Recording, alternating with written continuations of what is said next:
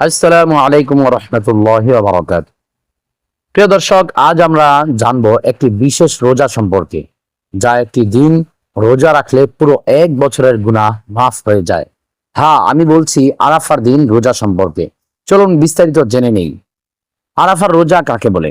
আরাফার রোজা রাখা হয় জিলহজ মাসের 9 তারিখে, ঠিক কুরবানির ঈদের আগের দিন।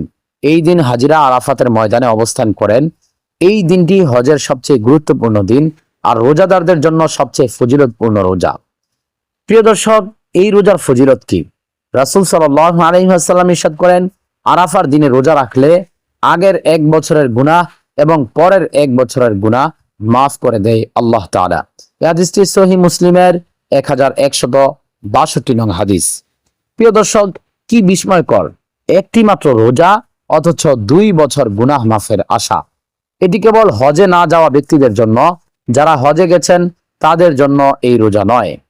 প্রিয় দর্শক, অনেকের মনে প্রশ্ন যে বাংলাদেশে আরাফার রোজা কবে?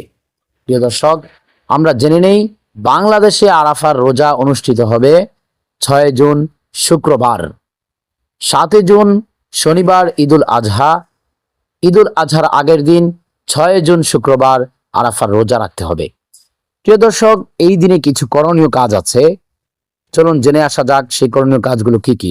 প্রিয় দর্শক, এই দিনে বেশি বেশি দোয়া করবেন, ইস্তেগফার পড়বেন, তাসবিহ বেশি বেশি পড়বেন, গরিব অসহায়দের সাহায্য করুন, সকাল থেকে সন্ধ্যা পর্যন্ত জিকিরে সময় দিন। প্রিয় দিনী ভাই ও বোনেরা, এমন সুযোগ সারা বছর আর আসে না। একটি রোজা 2 বছরের গুনাহ মাফ হয়। প্রিয় দিনী ভাইরা, তাই আল্লাহর অফার মিস না করি। 6 জুন ইনশাআল্লাহ সবাই মিলে আরাফার রোজা রাখি, দোয়া করি এবং আল্লাহর নৈকট্য অর্জন করি। আল্লাহ যেন আমাদের সবাইকে এই বরকতময় দিনে রোজা রাখার তৌফিক দান করেন।